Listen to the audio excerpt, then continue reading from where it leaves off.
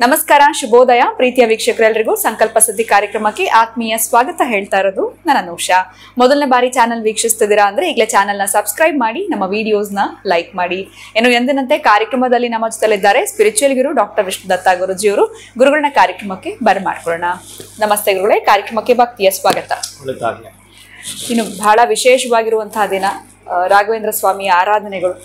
ಈ ದಿನ ತುಂಬಾ ಜನ ಹೋಗಿ ದರ್ಶನ ಪಡ್ಕೊಳ್ಬೇಕು ಅಂತ ಕಾಯ್ತಿರ್ತಾರೆ. ಕೆಲವ್ರಿಗೆ ಸಮಯದ ಅಭಾವ ಅಥವಾ ಹೋಗೋದಿಕ್ಕೆ ಅವಕಾಶ ಸಿಕ್ಕಿರೋದಿಲ್ಲ. ಈ ದಿನವನ್ನ ಹೇಗೆ ಬಳಸ್ಕೊಳ್ಬಹುದು, ಏನ್ ಮಾಡ್ಬೇಕಾಗತ್ತೆ, ಏನೆಲ್ಲ ವಿಶೇಷತೆ ಇದೆ, ಇದ್ರ ಬಗ್ಗೆ ತಿಳಿಸ್ಕೊಡ್ಬೋದು. ಓಂ ವಿಶ್ವಸ್ಮೈ ನಮಃ. ಪ್ರೀತಿಯ ಬಂಧುಗಳೇ,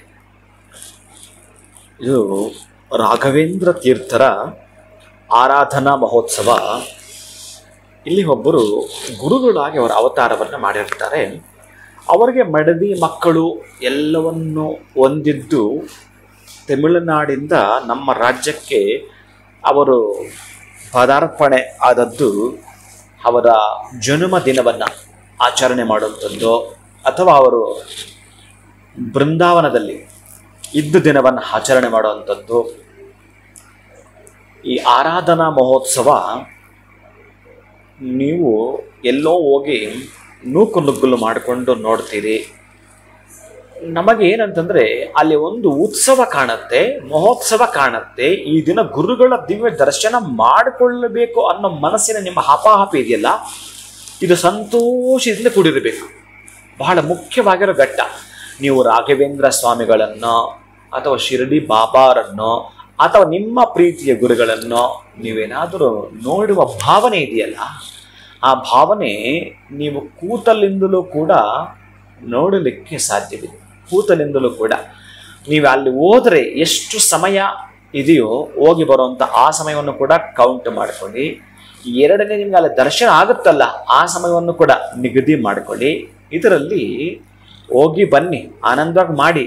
ಆಗಲಿಲ್ಲ ಅವ್ರ ದರ್ಶನ ಮಾಡ್ಕೊಳ್ಳೋದಕ್ಕೆ, ಅವರು ಇದ್ದ ಜಾಗದಲ್ಲಿಯೇ ಒಂದು 10 ನಿಮಿಷಗಳ ಕಾಲ ಯಾವತ್ತೋ ಹೋಗಿದ್ದನ್ನು, ನಿಮಗೆ ಗುರುಗಳು ಪ್ರಸಾದವನ್ನು ಕೊಟ್ಟಿದ್ದನ್ನು, ನೀವಲ್ಲಿ ಒಂದು ಸೇವೆಯನ್ನು ಮಾಡಿದ್ದನ್ನು, ಆ ಆರಾಧನೆಯಲ್ಲಿ ಮಾಡೋ ಅಂಥ ಆ ಒಂದು ಅಕ್ಷತೆ ಹಿಡ್ಕೊಂಡು ಗುರುಗಳನ್ನು ಪ್ರಾರ್ಥನೆ ಮಾಡಿದ್ದನ್ನು, ಆ ಗುರುಗಳಿಗೆ ಅಲ್ಲಿ ಅರ್ಘ್ಯಪಾದ್ಯಾದಿಗಳನ್ನ ಕೊಟ್ಟದ್ದನ್ನು, ಅವರ ಸ್ನಾನಾಸನವನ್ನು ಮಾಡದ್ದನ್ನು, ಆ ರಾಘವೇಂದ್ರರಿಗೆ ಕಾಷಾಯ ವಸ್ತ್ರವನ್ನು ಸಮರ್ಪಣೆ ಅಲಂಕಾರವಾಗಿ ಮಾಡಿದ್ದನ್ನು, ಹೂಮಾಲೆ ತೋಮಾಲೆಯನ್ನು ತೊಡಿಸಿದ್ದನ್ನು, ನಿಮ್ಮ ಗೋತ್ರ ಪ್ರವರಾದಿಗಳನ್ನು ಹೇಳಿಕೊಂಡು ಅರ್ಚನೆ ಮಾಡಿದ್ದನ್ನು, ಧೂಪ ದೀಪವನ್ನು ಬೆಳಗಿದ್ದನ್ನು, ನೈವೇದ್ಯವನ್ನು ಮಾಡಿದ್ದನ್ನು, ನಮಸ್ಕಾರವನ್ನು ಮಾಡಿದ್ದನ್ನು, ಆರತಿ ದರ್ಶನವನ್ನು ಮಾಡಿಕೊಂಡಿದ್ದನ್ನು, ತೀರ್ಥ ಪ್ರಾಶನವನ್ನು ಮಾಡಿಕೊಂಡದ್ದು, ಶಟಾರಿಯನ್ನು ತಲೆಗೆ ಇರಿಸಿಕೊಂಡದ್ದು, ಮಹಾಪ್ರಸಾದವನ್ನು ಭುಜಿಸಿದ್ದು, ಕುಳಿತುಕೊಂಡೇ ಈ ಸೇವೆಯನ್ನು ಮಾಡಿಬಿಟ್ಟರೆ ಬಹುಶಃ ನೀವಲ್ಲಿಗೆ ಹೋಗೋದಿಲ್ಲ, ಆ ರಾಘವೇಂದ್ರರೇ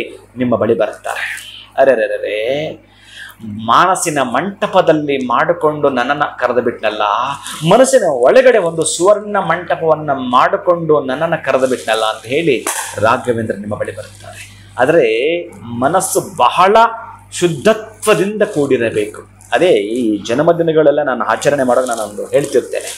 ಹೇಗೆ ಮಾಡಬೇಕು ಅಂತಂದರೆ, ಈ ತಾಯಿ ಆಗಿರ್ತಕ್ಕಂಥವ್ರು ಅಥವಾ ನೀವೇ ಅಭ್ಯಂಜನ ಸ್ನಾನಾದಿಗಳನ್ನು ಮಾಡಿಕೊಂಡು ಹೇಗೆ ಮಾಡಬೇಕು, ತುಂಬ ಆ ದಿನದಲ್ಲಿರ್ತಕ್ಕಂತಹದ್ದು ನಿಮ್ಮ ಲೌಕಿಕ ಎಲ್ಲ ಬಿಟ್ಟು ನೀವು ಮಾಡಬೇಕಾಗಿರತಕ್ಕಂಥ ಆಚರಣೆಗಳು ಹಾಗಿರ್ತವೆ, ಆ ರೀತಿ ಇರ್ತವೆ.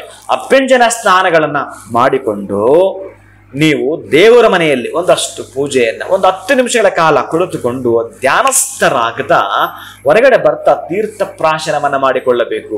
ಅಲ್ಲಿ ಹೇಗಿರಬೇಕು ಅಂತಂದರೆ, ಹಾಲು, ಬೆಲ್ಲ, ಕಪ್ಪು ಎಳ್ಳು ಇಷ್ಟನ್ನು 3 ಸ್ವೀಕಾರ ಮಾಡಬೇಕು. ಜನ್ಮ ದಿನಾಚರಣೆ ಎಂದು ಚೆನ್ನಾಗಿ ಜ್ಞಾಪಕ ಇಟ್ಕೊಳ್ಳಿ.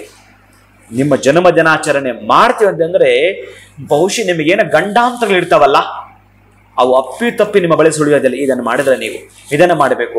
ಆ ನಂತರ ಆ ದಿವಸ ಆ ರಾತ್ರಿ ಬ್ರಹ್ಮಚರ್ಯವನ್ನು ಕಟ್ಟುನಿಟ್ಟಿನ ಅಪ್ಪಣೆ ಇದೆ, ಪಾಲಿಸಲೇಬೇಕು.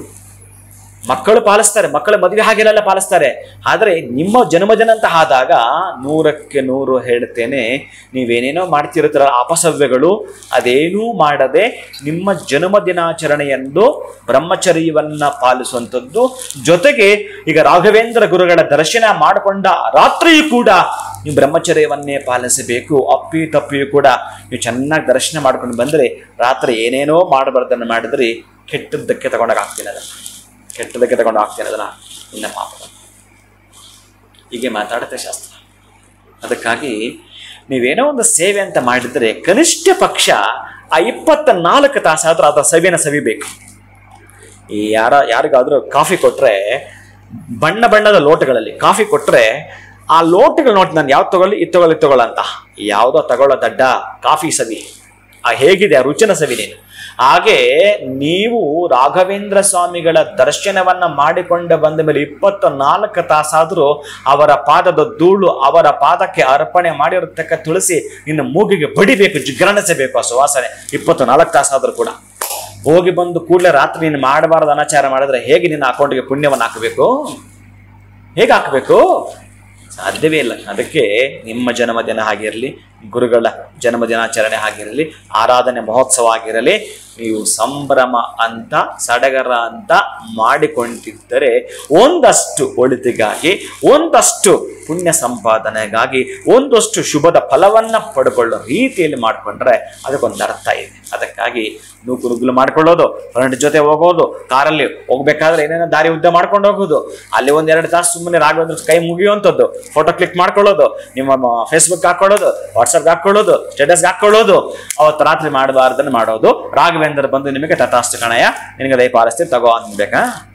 ಎಂತರಿ ಇದು ಯೋಚನೆ ಮಾಡಿ. ಅದಕ್ಕಾಗಿ ನಾನು ಹೇಳಿದ್ದು ಇಷ್ಟು ಸ್ವಲ್ಪ ನಿಮ್ಗೆ ಬೇಸರ ಇದ್ದರೂ ಕೂಡ ನನಗೇನು ಮಾಡೋದು ಗೊತ್ತಿಲ್ಲ, ಹೇಳ್ಬೇಕಂತ ಅನಿಸುತ್ತೆ, ಹೇಳಿರ್ತೀನಿ. ಆ ವಿಷಯ ನಿಮಗೆ ಮುಟ್ಟಿಸ್ತೀನಿ, ಆಚರಣೆ ಮಾಡೋದು ನಿಮಗೆ ಬಿಡ್ತೀನಿ. ಪ್ರೀತಿ ಖಂಡಿತ ಗುರುಗಳ, ಈ ಒಂದು ರಾಘವೇಂದ್ರ ಸ್ವಾಮಿ ಆರಾಧನೆಯ ದಿನದಂದು ನಮ್ಮ ಹುಟ್ಟುಹಬ್ಬದ ಆಚರಣೆ ಹೇಗಿರ್ಬೇಕು ಅಂತ ತಿಳ್ಕೊಳ್ಳೋ ಒಂದು ಅವಕಾಶ ಕೂಡ ಸಿಕ್ತು ಅಂತಾನೆ ಹೇಳ್ಬೋದು. ಏನೆಲ್ಲ ತಪ್ಪುಗಳನ್ನ ಇಷ್ಟ ದಿನ ಮಾಡ್ತಾ ಇದ್ವಿ, ಇನ್ನು ಮುಂದೆ ಬರುವಂತ ಹುಟ್ಟುಹಬ್ಬಗಳನ್ನಾದ್ರೂ ನಾವು ಸರಿಯಾದ ರೀತಿಯಲ್ಲಿ ಸರಿಯಾದ ಕ್ರಮದಲ್ಲಿ ಆಚರಣೆಯನ್ನ ಮಾಡ್ಕೊಳ್ಳೋದ್ರಿಂದ ಯಾವ ರೀತಿ ಒಳಿತು ನಮಗಾಗತ್ತೆ ಅನ್ನೋದನ್ನ ನೋಡಿ. ಅವಾಗ ಈ ಜನ್ಮದಿನ ಅಂದಾಗ 7 ಜನ ಚಿರಂಜೀವಿ ನೆನಪು ಮಾಡ್ಕೋಬೇಕು, ಹೇಳಲೇಬೇಕು ಆ ಶ್ಲೋಕವನ್ನ. ನೀವು ದಯವಿಟ್ಟು ನೀವು ಕೇಳಿದ್ರೆ ನಂಗೆ ನೆನಪು ಬರ್ತಿರ್ಬೇಕಷ್ಟೇ. ಆ 7 ಜನ ಚಿರಂಜೀವಿಯರನ್ನ ದಯವಿಟ್ಟು ಹೇಳ್ತೀನಿ, ಮಕ್ಕಳಿಗೂ ಹೇಳಿಕೊಡಿ. ನಿಮ್ಮ ಜನ್ಮದಿನಾಚರಣೆ ದಿವಸವೂ ಕೂಡ ಆ ಶ್ಲೋಕವನ್ನ ಒಂದು 16 ಬಾರಿ ಪಠಿಸಿ, ಕೊನೆ ಪಕ್ಷ ಒಂದು 3 ಬಾರಿ ಆದರೂ ಪಠಿಸಿ. ಗೋವನ್ನ ಮುಟ್ಟಿ ನಮಸ್ಕಾರ ಮಾಡ್ಕೊಳ್ಳಿ, ಗೋವಿಗಷ್ಟು ಗ್ರಾಸವನ್ನ ಕೊಡಿ, ಬರೆದಿಟ್ಕೊಳ್ಳಿ. ಆ ವರ್ಷದಲ್ಲಿ ನಿಮಗೆ ಕಂಟಕಗಳು ಬರಲು ಸಾಧ್ಯವೇ ಇಲ್ಲ. ಮೊನ್ನೆ ಯಾರೋ ಒಬ್ಬಾಕೆ ನನಗೆ ಒಂದು ಹುಡುಗದ ಫೋಟೋ ಕೊಡ್ತಾಳೆ, ತುಂಬ ಬೇಕಾಗಿರ್ತಕ್ಕಂತಹ ನನಗವರು. ಆಕೆ ಒಂದು ಫೋಟೋ ತೋರಿಸ್ತಾಳೆ, ಗುರುಗಳೇ ಈ ಹುಡುಗನ ನೋಡಿ ಒಂದ್ಸಲ ಏನಿರ್ಬೋದು ಇವನ್ ಜಾತಕ ಅಂತ. ಗೊತ್ತಿಲ್ಲ ನನಗೆ. ಆ ಫೋಟೋ ನೋಡಿದ ಕೂಡಲೇ ಇವನಿಗೆ ಬಹಳ ಕಂಟಕ ಇದೆಯಮ್ಮ, ದೊಡ್ಡ ಕಂಟಕ ಇದೆ, ಏನಾದರೂ ಇದಕ್ಕೆ ಸಂಬಂಧಪಟ್ಟ ರೆಮಿಡಿ ಮಾಡ್ಕೊಳ್ಳಿ ಅಂತ ಅಂದ್ಬಿಟ್ಟೆ ನಾನು. ಅಷ್ಟೇ, ಅವರು ಕೇಳಮ್ಮ ಸುಮ್ಮನೆ ಆಗ್ಬಿಟ್ರು. ಅವನು ನೋಡಿದ ಕೂಡ ನನಗೆ ಆಗ ಭಾಸರ ಆಯಿತು. ಆಮೇಲೆ ನೋಡ್ತೀನಿ 4ರಿಂದ 5 ತಿಂಗಳಿಗೆ ಅವನು ಮತ್ತೆ ಅವನ ಮಿತ್ರ ಇಬ್ಬರು ಫ್ರೆಂಡ್ಸು ಬೈಕಲ್ಲಿ ಹೋಗ್ತಾ, ಅವನ ಫ್ರೆಂಡ್ಸು ಅಲ್ಲೇ ಸ್ಪಾಟಲ್ಲಿ ಡೆತ್ ಆಗಿದ್ದಾನೆ, ಇವನು ಹಾಸ್ಪಿಟ್ಲಿಗೆ ಬಂದು ಡೆತ್ ಆಗಿದ್ದಾನೆ. ಮುಗಿದು ಆಯಿತು. ನಾನು ಅದಕ್ಕೆ ಸಿದ್ಧಿಯವರನ್ನ ಮಾತಾಡಿಸ್ಬೇಕಾದ್ರೆ ಎಚ್ಚರಿಕೆಯಿಂದ ಮಾತಾಡಿಸಿ, ಜೊತೆಗೆ ನೀವು ಮಾಡ್ಕೊಳ್ಬೇಕು ರೆಮಿಡಿ ಅಂತ ಇಟ್ಟು ಅದಕ್ಕೆ ಹನುಮ ಸಂಪುಟೀಕರಣ ಅಂತ ನಾನು ಯಾವ ಹುಡುಗರ ಹಾಕಿರ್ತೀನೋ, ಬಹುಶಃ ಅವರು ಒಂದು 10 ಸಲ 20 ಸಲ ಆಕ್ಷಣಕ್ಕೆ ಬಿದ್ದಿರ್ತಾರೆ. ಆಮೇಲೆ ಅವರು ನನ್ನ ಹತ್ರ ಬಂದಿರ್ತಾರೆ. ಅದು ಹಾಕಿದ ಮೇಲೆ ಅವರು ಜಾಯಮಾನದಲ್ಲಿ ಬರಲ್ಲ. ಅವ್ರಿಗೇನಾದ್ರೂ ಈ ತರ ಬಂದಾಗ, ನನ್ನ ಬಳಿ ಮಕ್ಕಳು ಬಂದಾಗ ಆ ಜಾತಕದ ಹಿಂದೆ ನಾನು ಬರ್ತಿರ್ತೇನೆ, ದಯವಿಟ್ಟು ಜನ್ಮದಿನ ಆಚರಿಸಿ ಹೀಗೆ ಮಾಡಿಸಿ ಈ ಮಗುವಿಗೆ ಅಂತ ಹೇಳಿ ಬರೆದಿರುತ್ತೇನೆ. ಆ 7 ಜನ ಅವರೇನೋ ಸಾಧನೆ ಮಾಡಿಕೊಂಡು ಚಿರಂಜೀವಿ ಆಗಿದ್ದಲ್ಲ, ಅವರು ಬೈ ಬರ್ತು ಜನ್ಮತಃ ಚಿರಂಜೀವತ್ವನ್ನ ಪಡ್ಕೊಂಡು ಬಂದ ಮಹಾನುಭಾವರವರು. ಅದಕ್ಕೆ 7 ಜನ ಚಿರಂಜೀವಿಯರನ್ನ ಸ್ಮರಣೆ ಮಾಡು, ನಿನ್ 100 ವರ್ಷ ಆಯುಸ್ ತನಕ ನೀನ್ ಚಿರಂಜೀವಿಗಿರ್ತೀಯ ಅಂತ ಚಿರಂಜೀವತ್ವವನ್ನ ನಾವು ಪಡ್ಕೊಳ್ಬೇಕು ಅನ್ನೋ ಒಂದು ಸದುದ್ದೇಶದಲ್ಲಿ ಕೋಪದಲ್ಲಿ 1-2 ಮಾತನ್ನ ಮಾತಾಡುತ್ತೇನೆ. ಯಾಕೆಂತಂದ್ರೆ ಮತ್ತು ನಿಮಗೆ ಯಾವ ಜೀವಂಚಿಕಾಲ ತೊಂದರೆ ಆಗ್ಬಾರ್ದನ್ನೋ ಉದ್ದೇಶ. ದಯವಿಟ್ಟು ಈ ಶ್ಲೋಕವನ್ನ ನೀವೆಲ್ಲರೂ ಕೂಡ ಹೇಳ್ಕೊಳ್ಳಿ, ಅಂತಹ ಆ ಒಂದು ನಿಮ್ಮ ಜನ್ಮದಿನಾಚರಣೆ ಅಂತ. ಈಗ ಶ್ಲೋಕ ಹೇಳುತ್ತೇನೆ. ಅಶ್ವತ್ಥಾಮ ಬಲಿರ್ವ್ಯಾಸೋ ಹನುಮಾಂ ಶಿವಭೀಷಣ ಕೃಪಾಚಾರ್ಯ ಪರಶುರಾಮ ಸಪ್ತೈತೆ ಚಿರಜೀವನಃ. ಪರಶುರಾಮ ಸಪ್ತೈತೆ ಚಿರಜೀವನಃ, ಸಪ್ತೈತೆ ಚಿರಜೀವನಃ. ನೋಡಿ, ವಿಭೀಷಣ, ಹನುಮ, ಕೃಪಾಚಾರ್ಯ, ಪರಶುರಾಮ ಇವರೆಲ್ಲರೂ ಕೂಡ ಚಿರಂಜೀವಿಗಳು. ಈಗಲೂ ನಮ್ಮ ಸುತ್ತ ಇರ್ತಾರೆ. ನೀವು ರಾಮಕೋಟೆ ಎಲ್ಲಾದ್ರೂ ಮಾಡಿ ಬರೆದಿಟ್ಕೊಳ್ಳಿ, ಯಾವ ರೂಪದಲ್ಲ ಒಟ್ಟಾರೆ ಹನುಮ ಬಂದೇ ಬರುತ್ತಾರೆ. ಹನುಮ ಬಂದೇ ಬರ್ತಾರೆ. ಹನುಮಂತನ ಬಗ್ಗೆ ಹೇಳಲಿಕ್ಕೆ ಹೊರಟ್ರೆ ನನಗೆ ವರ್ಷಗಳೇ ಬೇಕು. ಅಷ್ಟು ಅದ್ಭುತ ಹನುಮಂತ. ಅಂಥ ಹನುಮಂತ ಆಗಿರಬಹುದು, ವಿಭೀಷಣ ಆಗಿರಬಹುದು, ಕೃಪಾಚಾರ್ಯ ಆಗಿರಬಹುದು, ಪರಶುರಾಮ ಆಗಿರಬಹುದು, ಅಶ್ವತ್ಥಾಮ ಆಗಿರಬಹುದು, ಬಲಿ ಆಗಿರಬಹುದು, ವ್ಯಾಸ ಆಗಿರಬಹುದು. ಇವರ ನಮ್ಮ ಸುತ್ತಾನೆ ಇರ್ತಾರೆ. ಅವರನ್ನು ಆ ದಿವಸ ಅದು ಸ್ಮರಣೆ ಮಾಡುವಂಥದ್ದು. ನಾನು ಹೇಳಿಬಿಟ್ಟ ತೀರ್ಥವನ್ನ ಸ್ವೀಕಾರ ಮಾಡಿ ಆ ವರ್ಷದಲ್ಲಿ ನಿಮಗೆ ಏನಾದರೂ ಕಂಟಕಗಳಿದ್ರೆ ಮಂಗಮಾಯ ನಿಮ್ಮ ಬಳಿ ಸುಳಿಲಿಕ್ಕೂ ಸಾಧ್ಯವಿಲ್ಲ. ಈ ಮಂತ್ರವೇ ನಿಮಗೊಂದು ಬಲು ಪ್ರೂಫ್ ಜಾಕೆಟ್ ಆಗಿರುತ್ತೆ. ಅದೇ ನಿಮಗೆ ರಕ್ಷಾ ಕವಚವಾಗಿರುತ್ತೆ. ಪ್ರೀತಿಯ ಬಂಧು, ಖಂಡಿತವಾಗ್ಲೂ ಗುರುಗಳೇ, ರಾಘವೇಂದ್ರ ಸ್ವಾಮಿ ಆರಾಧನೆ ದಿವಸ ನಮ್ಗೆ ಹೋಗಿ ದರ್ಶನ ಮಾಡಕ್ ಆಗ್ಲಿಲ್ಲ ಅಂತಂದ್ರೂ ಯಾವ ರೀತಿ ಸ್ಮರಣೆಯನ್ನ ಮಾಡ್ಕೊಳ್ಬೇಕು ಇದ್ದ ಜಾಗದಲ್ಲಿ ಅಂತ ತಿಳಿಸ್ಕೊಟ್ರಿ. ಇನ್ನು ಒಂದ್ ರೀತಿ ನಮ್ಗೆ ಹುಟ್ಟು ಹಬ್ಬದ ಆಚರಣೆಯನ್ನ ಹೇಗೆ ಮಾಡ್ಕೊಳ್ಬೇಕು, ಯಾವುದೇ ರೀತಿಯಾಗಿರುವಂತಹ ಕಂಟಕಗಳಿದ್ರೆ ಯಾವ ಒಂದು ಮಂತ್ರದ ಪಠಣೆಯನ್ನ ನಾವು ಮಾಡ್ಕೊಳ್ಬೇಕಾಗತ್ತೆ ಅನ್ನೋದ್ರ ಬಗ್ಗೆ ಕೂಡ ತಿಳಿಸ್ಕೊಟ್ರಿ. ಧನ್ಯವಾದಗಳು ತಮಗೆ. ನಮಸ್ಕಾರ. ಹರೇ ಶ್ರೀನಿವಾಸ. ಏನು ವೀಕ್ಷಕರು, ಇವತ್ತಿನ ವಿಡಿಯೋವನ್ನ ಮುಗಿಸುವಂತಹ ಸಮಯ ಆಗಿದೆ. ನಮಸ್ಕಾರ.